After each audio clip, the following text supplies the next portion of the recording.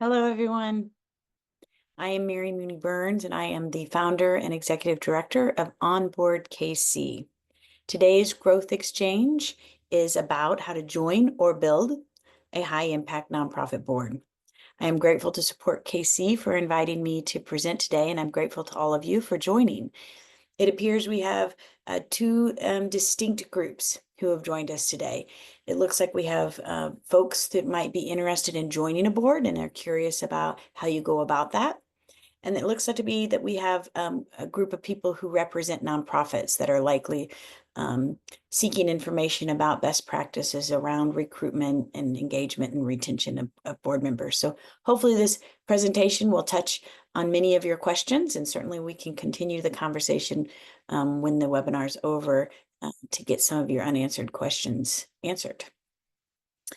So first, let's start with this agenda for today so you know what to expect. We're going to talk a little bit about OnBoard KC. We're going to talk about the benefits to board service beyond the obvious.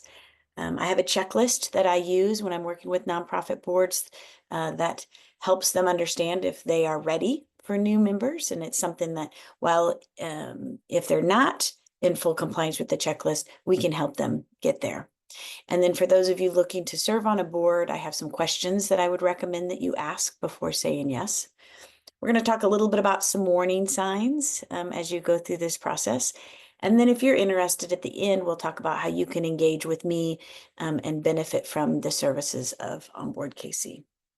So first of all, how did we get here? So if you're just now learning about OnBoard KC, don't worry, you have not been out of the loop. We are new to Kansas City. We spent most of 2024 in a listening session, a listening tour with our nonprofit partners. I spoke to probably over 60 nonprofits, everyone from executive directors to board presidents to volunteer managers. And I asked them all the same thing. I asked them from a work perspective, what is keeping you up at night? And I heard three distinct answers from everyone across the board. You're likely saying the first two in your head right now. Finances. There doesn't seem to be enough funding. We're all going for the same dollars from the same donors. Staff or people resources. We never have enough when we are fully staffed. There seems to be a churn in that space, or that we don't have enough volunteers to work alongside our staff to advance our mission. So those are two clear pain points. The third one was all around board governance. Everything from it just feels like a heavy lift, to folks that admitted this isn't anything we learned in our school or in our training of how to manage a board. They're in there every day advancing the mission and the cause of the organization. And so sometimes there's a time constraint as well when it comes to board compliance and engagement. And so because I have only worked for boards or alongside boards in my 30-year nonprofit leadership career, it was an area that I felt like I had some expertise to give. I've also witnessed really strong boards make transformational impacts with their nonprofits that ultimately the ripple effect is on their financial health and is on their bench strength when it comes to delivering on that mission. And so that listening tour and feasibility study that we did informed the launch of OnBoard KC. And in gratitude to a handful of local philanthropists, we were able to get funded and launch in summer of 2024. We're still working on the full website with the matching tool, which I'll speak about in just a minute. So our mission is simple, but it has meaningful results. We match ready to serve volunteers with their right fit board. And in order to get those people ready to serve, we also provide board readiness trainings. And in order to get those boards ready to take new board members, we offer some board training and coaching to make that match happen. You can engage with OnBoard KC two ways. Right now, it's really through a relationship with me. I'm meeting with people every day who are either wanting to serve or wanting people to serve, and we're learning about you and we're learning about your needs, and we're making matches that way. By April 1st, 2025, we will have an online community on our website that will work as a matching tool. So nonprofits will put up a profile about their mission and about their needs. People wanting to volunteer will put up a profile about their interest levels, and an algorithm will say, you might be a good match. And you'll be able to go direct in that community, not needing a middleman in that process. Although some people still want a more tailored, personalized approach. And so we will continue to offer that as well as the training. So if you go to our website today, you will see there's a launch list. I encourage you to sign up, because then you'll get the firsthand knowledge of when that website is launched. And there's also a feedback form that will come to me if you reach out. So let's get started on some benefits, and maybe not the obvious benefits that you might be thinking. So clearly, board service benefits a nonprofit because they get your unique skill set at the table. It benefits the person because they're now getting to do some work for a cause that they feel very deeply about. But there's also some great benefits that are transferable to your career, to your professional path, and there's some research to prove it. So Alice Korngold did the nonprofit board leadership research. It was in 2018 and 2019, and these are some of her findings. So the green bar you're looking at represents people who have served on boards 1 to 2 years. The blue bar are people that have served on boards more than 2 years. And the results are fascinating. So 69% to 86% say they are a better leader because they have served on a board. 68% to 80% say they're more confident because of their board service. 65 to 75% say that they're willing to accept more responsibility at work because of their board service. 69 to 72% feel more useful at work. 64% across the board say they find more meaning in their work, all because of their time serving on a board. And then the majority of people said they feel better qualified for promotions. And that's likely because the rest of the research goes on to talk about the 5 skills that are developed if you serve on a board. The first 2 are probably obvious to you. Yes, you're going to learn a ton about board governance if you sit on a nonprofit board.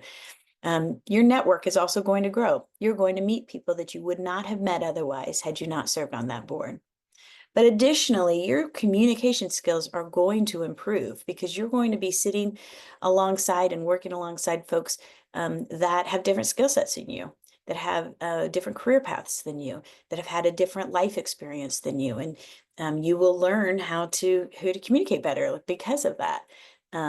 Additionally, you're going to be making decisions together, and oftentimes hard decisions.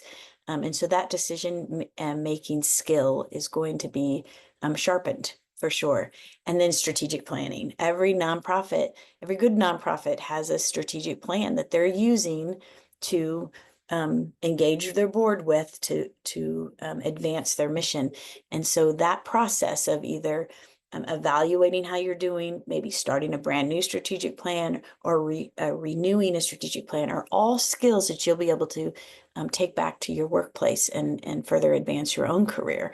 And so those are some fun benefits to think about as you enter into this exciting season of life of serving on a nonprofit board.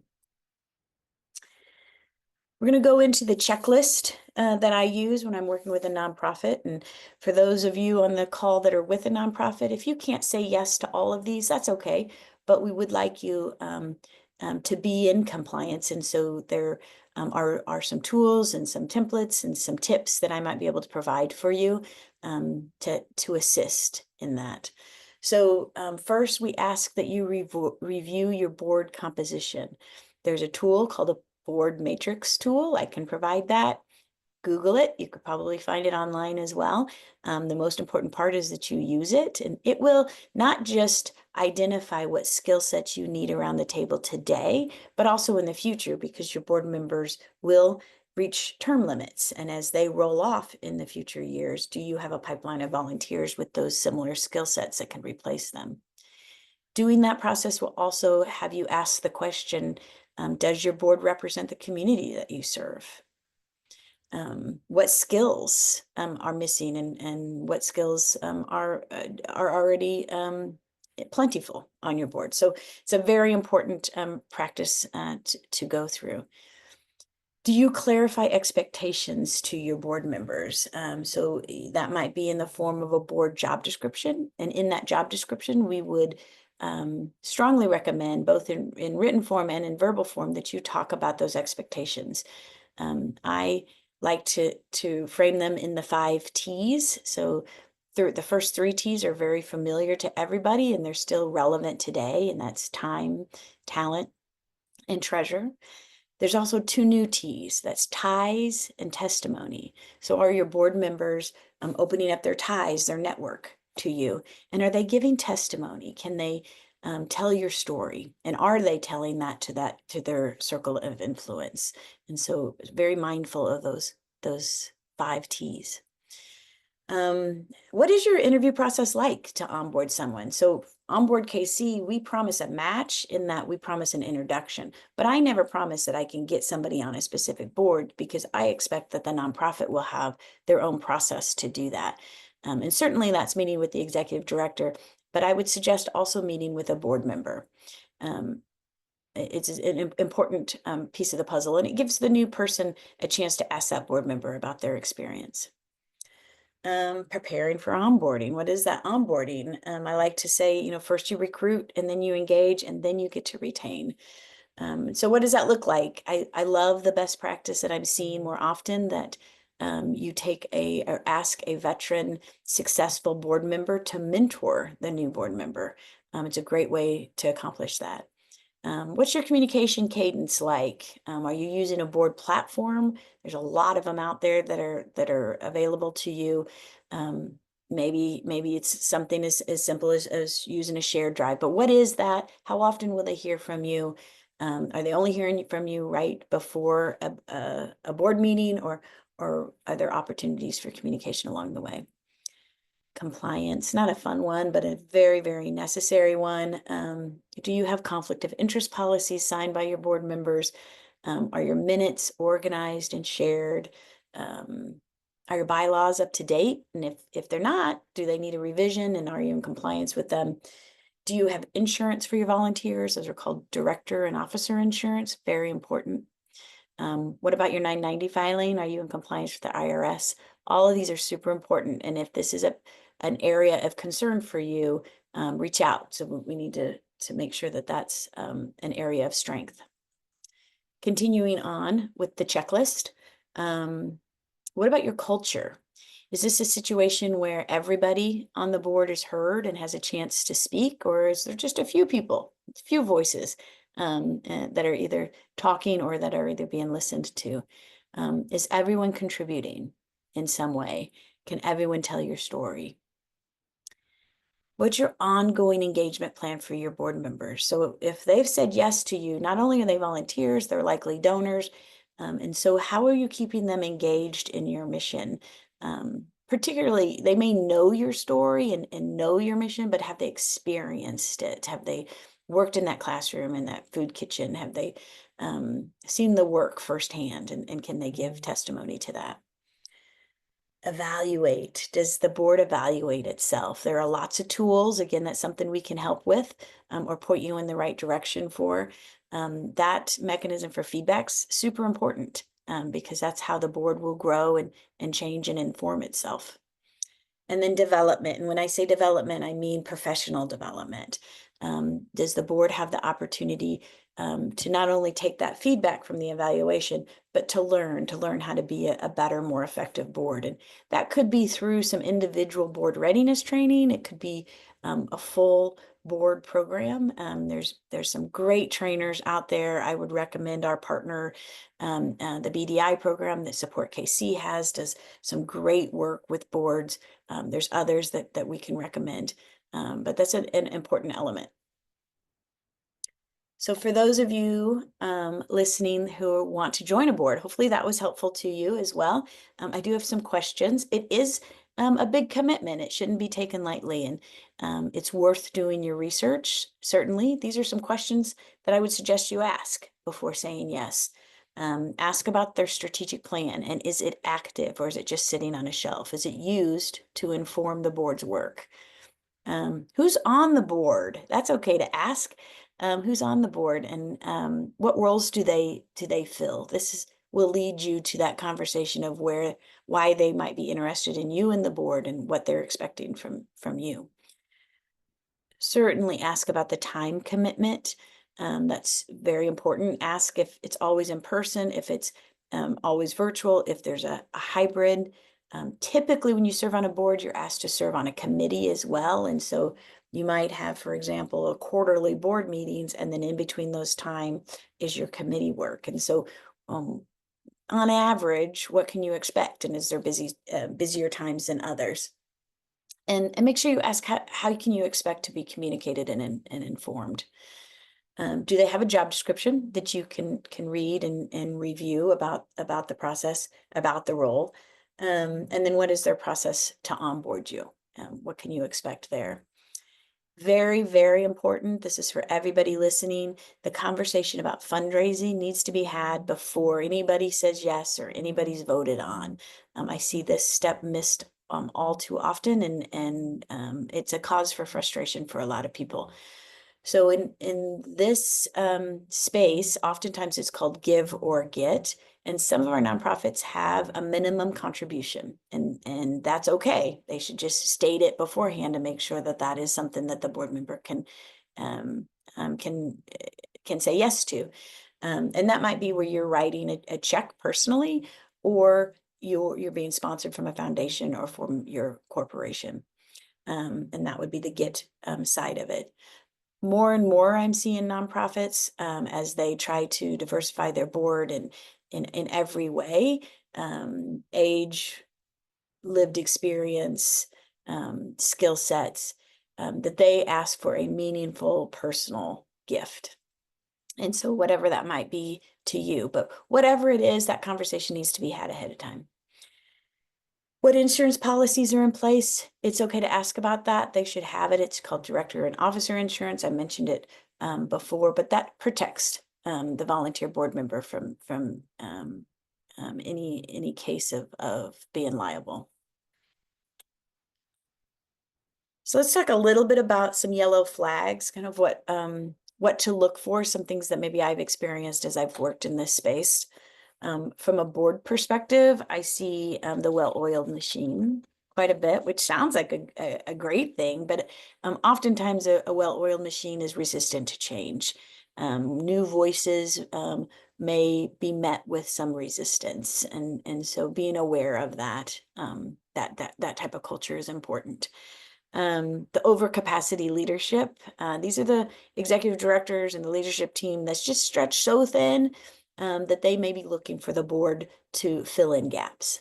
And that would be important to know. And that might be a yellow flag for some people. The silver bullet seekers. I see quite a few of these. It's not unusual for me to have a conversation with a nonprofit and they say to me, Mary, if you could just recruit for me an attorney, then all my problems would be solved. Or if I could just get a really good fundraiser on the team, then I wouldn't have any more financial worries. So as we know, that is not the case, and they know that too. But oftentimes they're looking for that silver bullet board member, and it's just a yellow flag to at least prompt you to have some more conversations. And when it comes to the volunteer, sometimes I see the eager expert. The eager expert is someone who wants to fix the nonprofit without first fully understanding the inner workings of that nonprofit. And while the eager expert often is brilliant and has very unique skill sets, conversations about context is important with that type of person.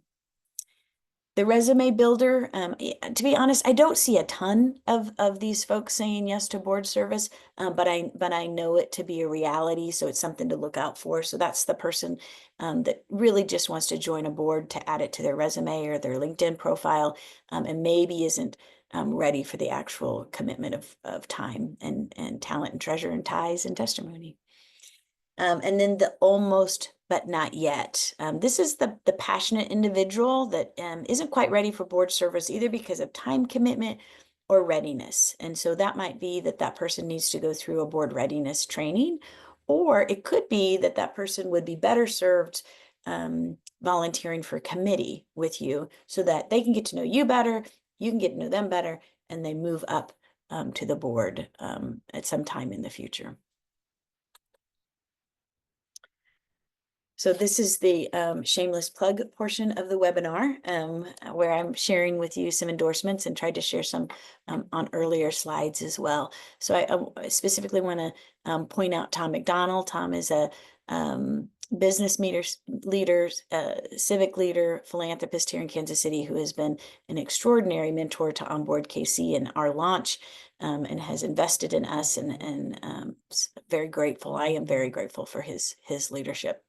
Natasha, you might be familiar with her. Natasha is the founder and executive director of Prosperity. They are breaking the cycle of poverty by teaching the trade of pet grooming. And we were able to do a match for them on their board that has been quite the success story. And so she was kind enough to give me that endorsement. They've been a great partner to work with. So next steps, and in closing, I want to talk about how to get involved with OnBoard KC, and then at the end of this, we'll take your questions. So that is our website, as mentioned earlier in the webinar, onboardkc.org. I highly encourage you to go on and join our launch list. Please reach out to me. There's my email. There's even my mobile phone. So let me know if you would like to have a conversation about your next steps. This is a wonderful way to give back to your community and make an impact. And nonprofits, thank you for all that you're already doing. And thank you for putting some intentional work into building your boards.